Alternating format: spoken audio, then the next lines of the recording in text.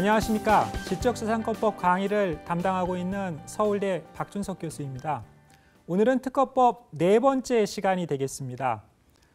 그동안 3번에 걸쳐서 특허법을 빠르게 이렇게 배워보셨는데요. 여러분들 어떻게 느끼셨습니까? 제가 짐작하건대 많은 분들이 상당히 딱딱하고 어렵다고 느끼셨을 것 같습니다. 지적재산권법 분야 중에서 특허, 상표, 저작권 세 분야라고 제가 가장 처음에 말씀드렸습니다마는 특허법이 언제나 항상 어렵다, 딱딱하다, 난해하다 하는 반응을 제가 자주 듣습니다.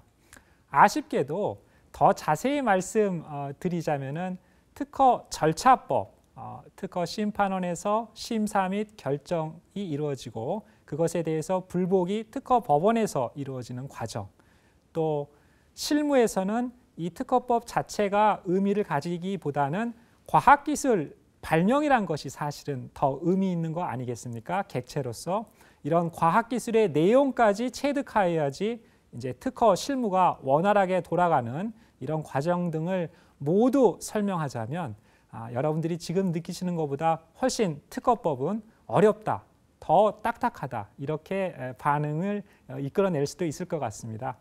시간 제약상 간략히 서두를 마무리하자면 이렇게 어렵고 딱딱할 수도 있는 특허법이지만 21세기에 우리 한국과 같이 인적 자원이 유일하게 경쟁력 있는 자원인 국가에서는 과학기술 또 이것을 뒷받침해서 세계에서 법적으로 보호받게 만들어주는 특허법이야말로 수강생 여러분들이 좀 더 관심을 가지고 앞으로 면학에 좀 더 집중하실 분야가 아닌가 이렇게 교수는 생각하고 있습니다. 오늘은 마지막 특허법 시간으로서 오늘 강의 목표는 특허권 침해가 무엇인지 요건을 살펴보고요. 균등론이 특허권 침해 논의에서 가장 핵심적인 이슈입니다. 균등론을 말씀드리겠습니다. 간접적으로 침해하는 것도 특허권 침해가 된다는 특색이 있는데요. 이 간접 침해에 대해서 설명을 드리겠습니다. 대단원의 막을 내리는 이 이슈는 침해에 대한 구제 절차를 간단히 설명을 드리고자 합니다. 먼저 특허권 침해의 요건에 대해서 설명을 드리겠습니다. 특허권 침해의 요건은 다음과 같이 4가지로 일단 추출해 볼 수 있습니다. 특허법에 있어서 침해는 특허권의 실시에 있어 정당한 권한이 없는 자가 타인의 특허권 침해에 대한 구제 대상인 특허 발명을 업으로서 실시하는 것. 약간 길지요. 이것을 나누어 살펴보지요. 먼저 유효한 특허권이 존재해야 합니다. 두 번째로 정당한 권한이 없는 자가 이제 침해의 주체가 됩니다. 세 번째로 특허권자가 보호받는 그 보호 범위 안에 행위여야지 침해가 됩니다. 마지막으로 특허 침해에 이르려면 법이 항상 업으로서 하는 실시 행위여야지 된다고 명시하고 있습니다. 먼저 특허권 침해의 첫 번째 요건으로서 유효한 특허권이 존재해야 된다 하는 부분을 좀 더 자세히 살펴보시겠습니다. 우리가 강의 초반에 특허권을 유효하게 받기 위한 요건을 이미 배우셨습니다. 발명의 개념에 속해야 되고요. 자연 법칙을 이용한 기술적 사상의 창작으로서 고도한 것, 이런 발명을 특허법 29조가 정한 요건을 구비해서 이렇게 출원 심사를 거쳐서 등록을 받게 됩니다. 특허법 29조가 정한 특허 요건이란 것은 산업상 이용 가능성, 신규성, 진보성 이런 3가지 요건이라고 아마 기억하실 수 있습니다. 이런 유효한 특허권을 이제 가진다고 할 때는 마지막으로 민법상 부동산 소유권이 유효할 때 마무리하는 요건이 등기이듯이 특허권도 유효하다 혹은 효력이 없다 논의하려면 등록부의 등록이 이제 반드시 돼야 되겠죠. 이것은 너무나 당연한 요건이 되겠습니다. 두 번째 요건을 한번 자료를 보시면서 한번 보시죠. 정당한 권한이 없는 행위여야 됩니다. 이것은 우리가 특허권자로부터 허락을 받는 것을 특허법에서는 실시 허락이라고 특수한 표현으로 쓰고 있다고 말씀을 드렸습니다. 이런 실시 허락을 전용 실시권으로서 허락을 받을 수도 있는 것이고요. 통상 실시권으로서 허락을 받을 수도 있는 것이죠.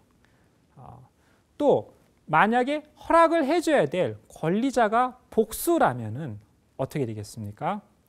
특허권자가 복수일 때 이 공유관계가 성립하는데 이 특허권의 공유에 있어서는 민법의 공유하고 달리 특허 공유자의 지위가 매우 제한적이라고 말씀을 드렸습니다.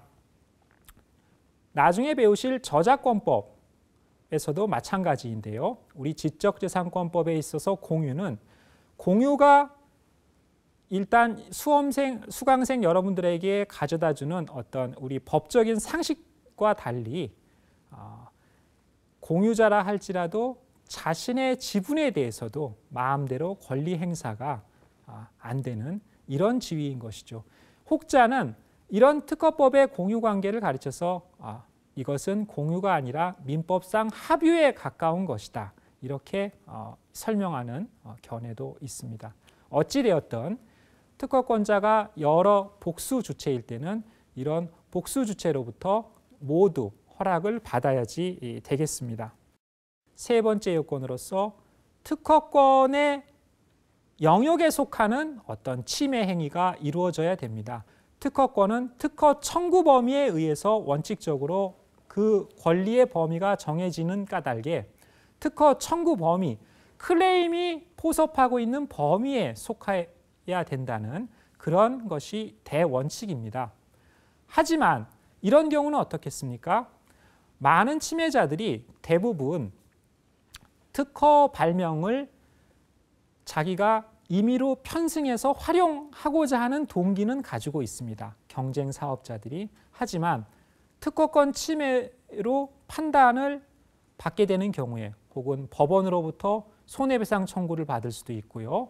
여러 가지 불이익을 받기 때문에 편승을 하려는 경쟁 사업자는 보통은 특허 발명을 그대로 쓰기보다는 약간 변형을 해서 이제 자기의 사업에 쓰게 됩니다. 이것은 다른 말로 특허 침해냐 아니냐 판단이 되는 많은 사례에서 특허 청구 범위가 포섭하고 있는 형태 그대로 침해자가 이렇게 실시하는 경우보다는 특허 청구 범위와 일정 부분은 다르지만 실질적으로는 같은 효과를 달성하고자 하는 그런 양태의 어떤 편승 행위가 많다는 것이죠.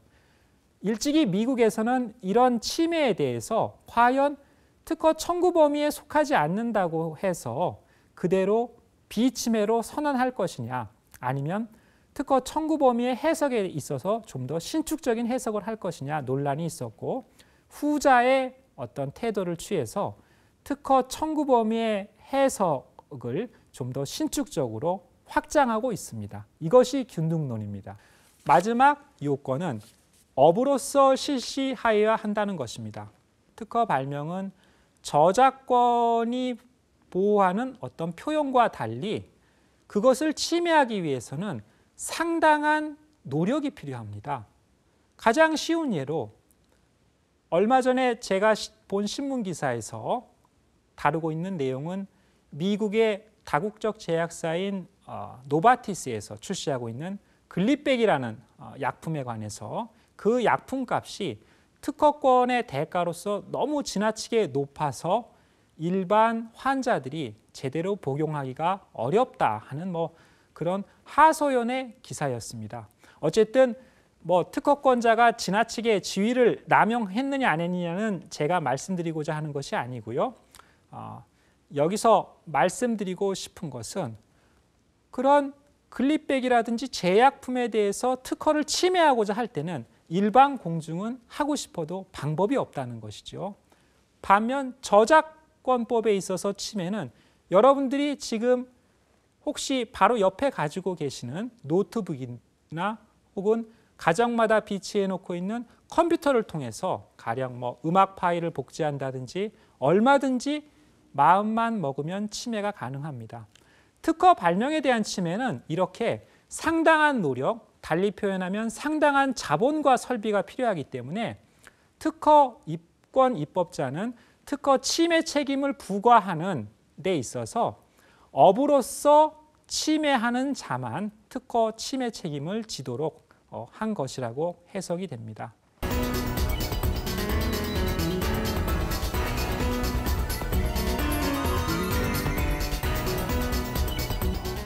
두 번째 요건과 관련해서 균등론을 설명드리겠습니다. 사실 특허 침해에 대한 어떤 강의에 있어서 균등론이 차지하고 있는 비중은 과반이다 해도 과언이 아닐 정도로 균등론은 상당히 중요한 이슈이자 실무에서도 특허 침해를 판단하는 특허 사건의 담당 법관이 가장 최후까지 고민하는 이슈이기도 합니다. 침해자들은 얄밉게도 특허 청구범위 그대로 실시를 하는 양상으로 침해를 하기보다는 특허 침해 책임을 어떻게 해서든지 피해 나가기 위해서 특허 발명의 구성 요소 중 일부를 다른 것으로 달리 보이기 위해서 다른 것으로 치환한다든지 혹은 약간 일부 요소를 생략한다든지 심지어는 전혀 무의미한 요소지만 전체 외양이 다르다고 이렇게 판단받기 위해서 불필요한 요소를 가미하는 등 변형을 하고 있다는 데서 이제 출발하였습니다. 결론은 이런 변형이 있다 하더라도 전체적으로 당의 특허 발명과 침해자의 실시 형태를 서로 비교해 봐서 그것이 달성하고자 하는 목적, 그것을 이루는 구성, 그리고